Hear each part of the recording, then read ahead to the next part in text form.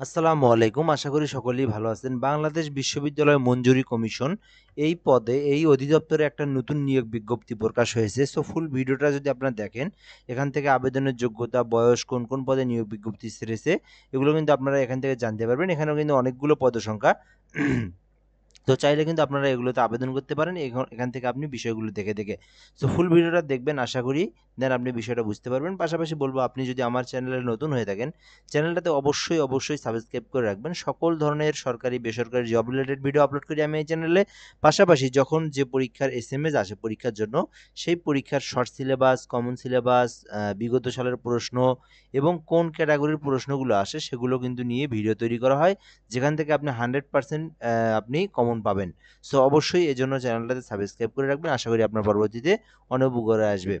তো এখানে আমরা প্রথমে দেখব বাংলাদেশ বিশ্ববিদ্যালয় মঞ্জুরি কমিশন, যেটা বাংলাদেশ বিশ্ববিদ্যালয় মঞ্জুরি কমিশনের নিম্নবর্ণিত শূন্যপদসমূহে নিয়োগের উদ্দেশ্যে প্রকৃত বাংলাদেশিদের যোগ্য নাগরিকদের নিকট হতে অনলাইনে অর্থাৎ আবেদনের জন্য আহ্বান করা যাচ্ছে। অর্থাৎ এখান থেকে যে বিষয়টা বুঝলাম আমরা, যে বাংলাদেশের সকল জেলার সকল প্রার্থীরা আবেদন করতে পারবেন। এখানে কোনো জেলা উল্লেখ করা নাই।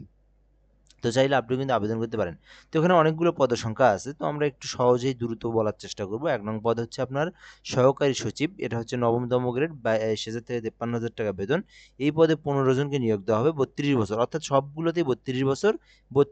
বয়সটা আর বলার কোনো প্রয়োজন নেই। অর্থাৎ ১ নং থেকে ১১ নং পদ পর্যন্ত সবগুলো পদেই ৩২ বছর পর্যন্ত আপনি আবেদন করতে পারবেন, ১৮ থেকে ৩২ বছর।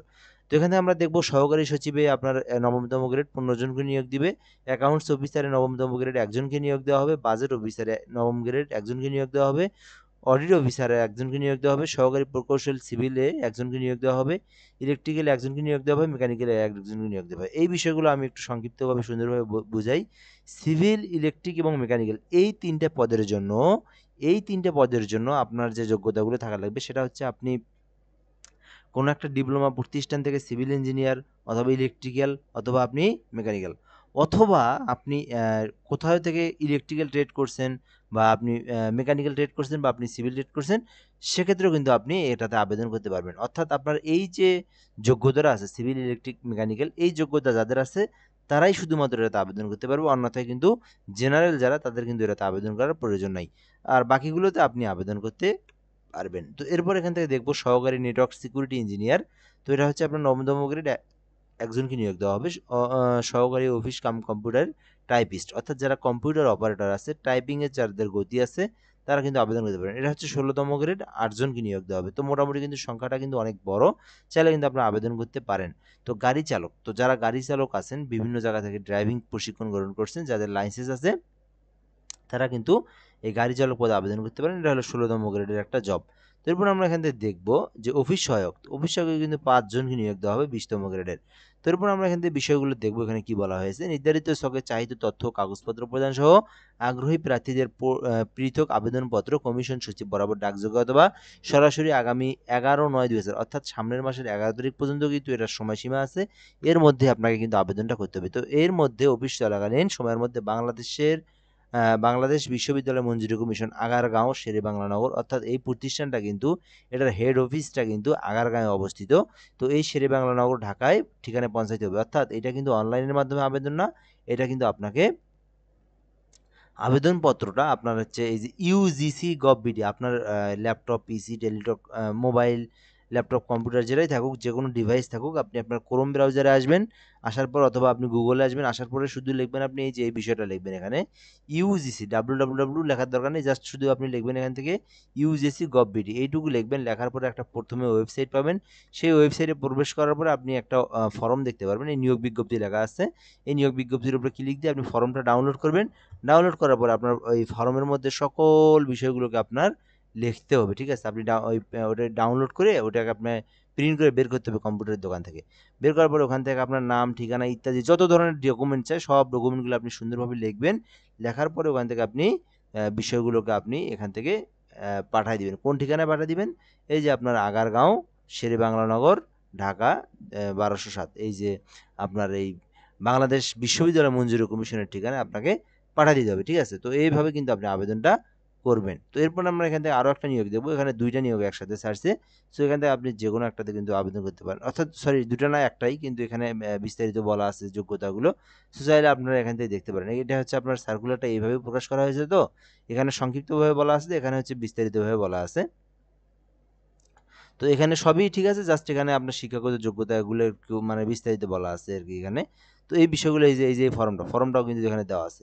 এই ফর্মটা আপনি ডাউনলোড করবেন, বা এই নিয়োগটা আপনি ডাউনলোড করবেন, বা বিষয়টা যদি আপনি জানতে চান বা আপনি কিন্তু কমেন্ট বক্সে কমেন্ট করতে পারেন। আমরা আপনাকে হোয়াটসঅ্যাপের মাধ্যমে এই পিডিএফটা দিতে পারবো, বা আপনি সহজ প্রসেসটা একদম সহজ। ইউজিসি গভ.বিডি আপনি লিখলেই এই নিয়োগ বিজ্ঞপ্তিটা পাবেন, এখান থেকে আপনি ফর্মটাও পাবেন। জাস্ট এই ফর্মটা আপনি শুধু প্রিন্ট করে বের করবেন। প্রিন্ট করে বের করে এই দেখেন এখানে যে তথ্যগুলো আছে, এই তথ্যগুলো আপনি সুন্দর করে পূরণ করবেন। পূরণ করে এইভাবে আপনি ঠিকভাবে এখান থেকে এগুলো লিখলেন, হাত দিয়ে লিখলেন। লেখার পর পরীক্ষার নাম, এখান থেকে এসএসসি, এইচএসসি যে অভিজ্ঞতার তথ্যগুলো আছে, এগুলো আপনি সুন্দর করে পূরণ করার পরে এখান থেকে আপনাকে পে অর্ডার একটা আপনাকে কিন্তু পেমেন্ট করতে হবে, কিন্তু পে অর্ডারের মাধ্যমে, ঠিক আছে? তো আপনি পে অর্ডারের মাধ্যমে পেমেন্টটা করে এখান থেকে আপনার যে বিষয়গুলো দেওয়া আছে দেখেন, এখান থেকে ক্রমিক 50 টাকা মূল্যের পে অর্ডার নিতে হবে একটা আপনাকে। তো এখান থেকে কিন্তু সেটা নিয়ে কিন্তু আপনাকে আবেদনটা করতে হবে। তো এখানে কোন কোন পদের জন্য কত টাকা, যে 1 থেকে 8 নং পদের জন্য 200 টাকা। এই দেখেন এখানে কিন্তু জুম করে দেখি, 1 থেকে 8 নং পদের জন্য 200 টাকা, এবং 9 থেকে 10 নং পদের জন্য 100 টাকা, এবং 11 নং পদের জন্য 50 টাকা। তো যে পদে আবেদন করবে সেই অঙ্কের পেমেন্টটা কিন্তু আপনাকে এখানে একটা ব্যাংক ড্রাফের মাধ্যমে সেটা কিন্তু আপনাকে জমা দিতে হবে, ঠিক আছে? এই শাখা টাকা দেওয়া আছে, এগুলো সব আপনি এখান থেকে দেখে নিতে পারবেন।